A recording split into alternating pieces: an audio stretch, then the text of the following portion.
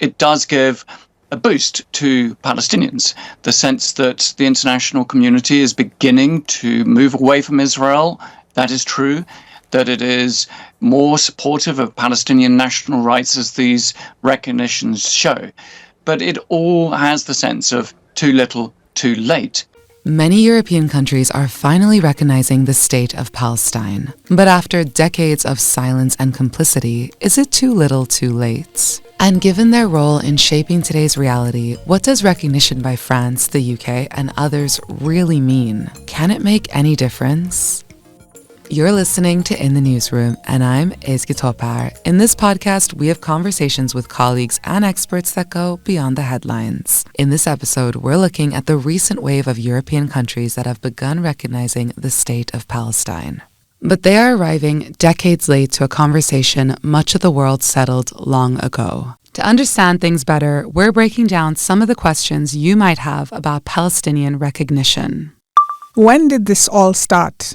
The State of Palestine was declared in 1988. Following the announcement, more than 80 countries extended recognitions with strong support from nations in Africa, Asia, the former Soviet bloc, and the Arab world. For these countries, Palestine's right to statehood was never in question. In contrast, Europe aligned itself with US policies and Israeli preferences. Until now, nearly 4 decades later, on Monday, September 23, 2025, France officially recognized the state of Palestine.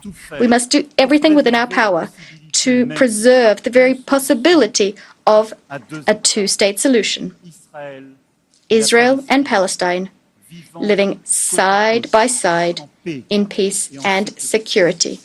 This is why I declare that today France recognizes the state of Palestine. French President Emmanuel Macron made the announcement at a high-level summit ahead of the United Nations General Assembly in New York. The Two-State Solution Summit was co-hosted by France and Saudi Arabia, but was boycotted by Israel and the US. At the same meeting, Belgium, Malta, Andorra, Monaco, and Luxembourg also formally recognized Palestine. Just a day earlier, the UK, Australia, Canada, and Portugal formally recognized Palestine. And last year, Ireland, Spain, and Norway did the same. Each of these moves was hailed as a boost to international momentum for Palestinian statehood. Currently, around 75% of UN members recognize Palestine. At the UN, Palestine currently has permanent observer state status, meaning it can participate in debates, but it cannot vote. How does recognition actually help Palestine? 1. It affirms Palestinians' right to their own homeland, something Israel's occupation, annexation, and settlement expansion seem aimed at permanently erasing. 2. It upgrades Palestine's diplomatic status, allowing it to negotiate as a state rather than a non-recognized entity. Recognition also allows countries to establish treaties and full diplomatic relations with Palestine. 3. It can pave the way for practical measures such as sanctions, trade restrictions, arms embargoes, no-fly zones, or any other pressure on Israel. In addition, with France and the UK now on board, 4 of the UN Security Council's 5 permanent members support Palestine, as China and Russia recognized Palestine back in 1988. That leaves the US, Israel's strongest ally, isolated and ramps up diplomatic pressure on Israel as the war in Gaza continues. For nearly 2 years, Israeli attacks have killed more than 65,000 Palestinians, mostly civilians in Gaza. Nearly the entire population has been displaced, famine is spreading, and much of the land lies in ruins. So for Palestinians, these recognitions are long overdue validations of their right to a state.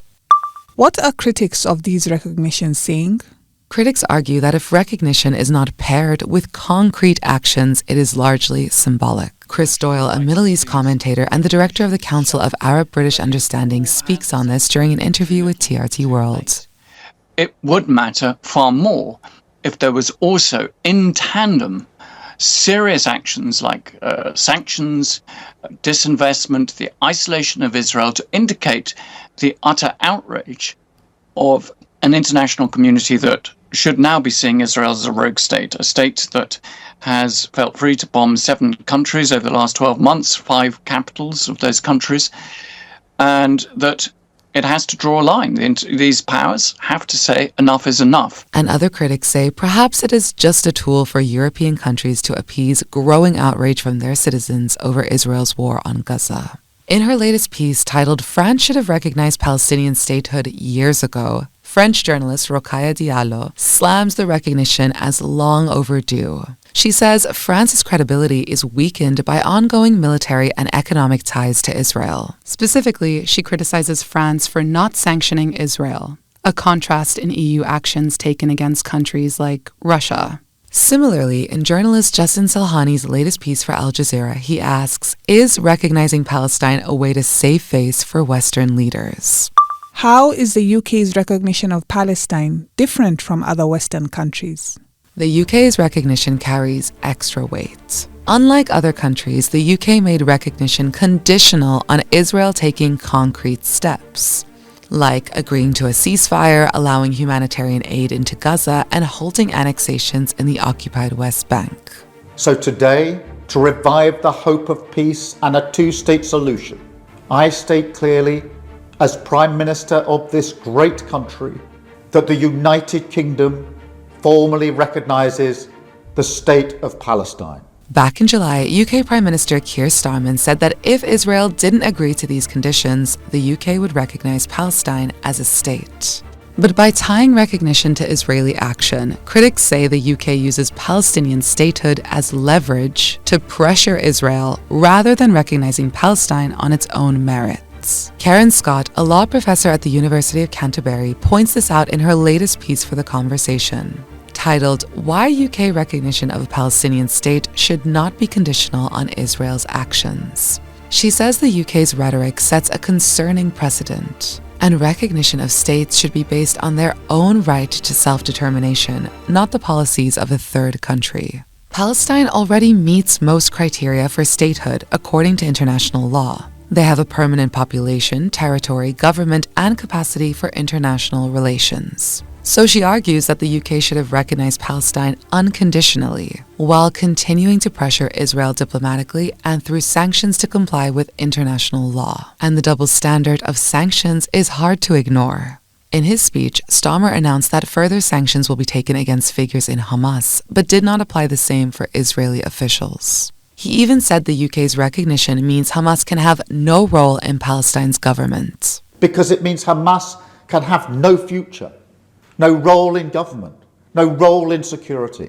We have already prescribed and sanctioned Hamas, and we will go further. I have directed work to sanction other Hamas figures in the coming weeks. In response to his speech, Irish presidential candidate Catherine Connolly said it is not Starmer's place to decide Hamas's role in a Palestinian state, stressing that Palestinians must choose their leaders. I come from Ireland, a history of colonisation, and I would be very wary of telling a sovereign people how to run their country. The Palestinians must decide in a democratic way who they want to lead. What Keir Starmer and other countries should be doing is stopping the genocide, absolutely calling out what it is, genocide, and using our voices to stop it.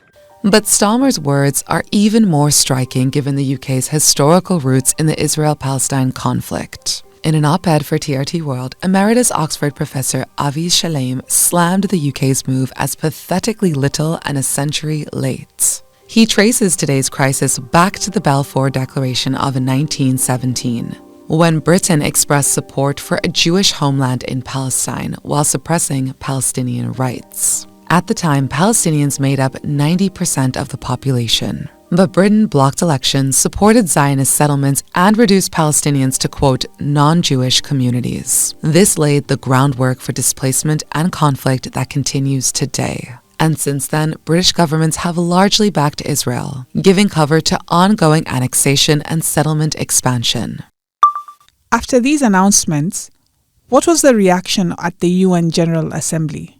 Back in New York, Palestinian Authority President Mahmoud Abbas praised the countries recognizing Palestine. He delivered his statement by video because the U.S. denied him a visa to attend the UNGA. Meanwhile, naturally, Israel condemned the recognitions.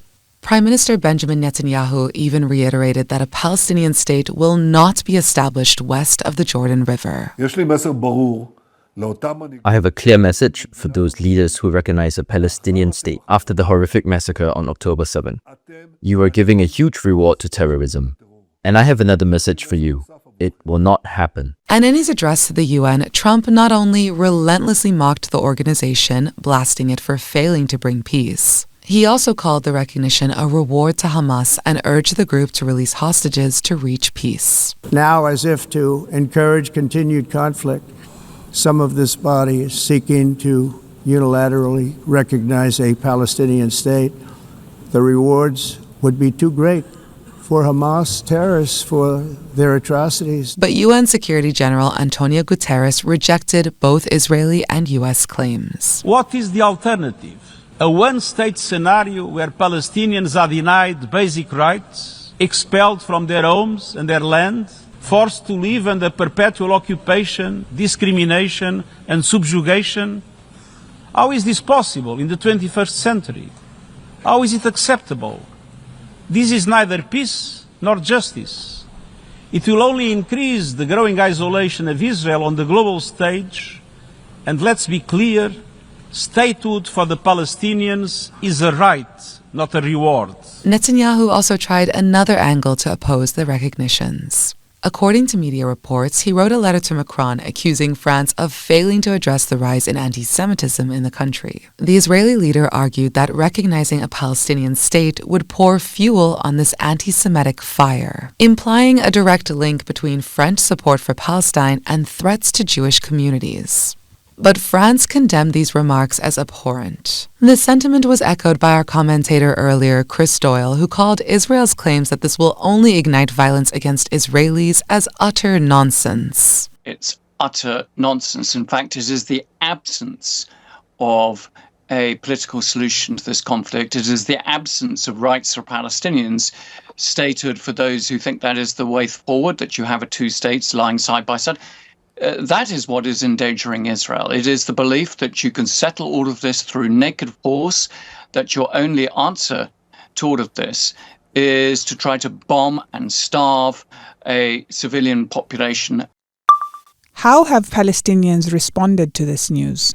On the ground, the recognition of Palestinian statehood has sparked both joy and concern among Palestinians. Many spoke to media saying that they fear Israel may now respond with increased violence or intensified repression. Because despite the recognitions, Palestinians remain vulnerable as Israel continues land confiscation, settlement expansion, and efforts to undermine the Palestinian Authority, meaning a Palestinian state still lacks effective territory and governance. Omar Badar from the National Policy Council of the Arab American Institute tells TRT World that violence is expected to escalate. So Israel is seeing the writing on the wall. They know that in the long term, this policy is not going to be sustainable. And so they're rushing to do as much damage as they possibly can in the shortest time that they possibly can, because they know that the clock is running out on American and Western support for their policies. And as long as that window exists, they see it in the next 3 years at least with the Trump administration.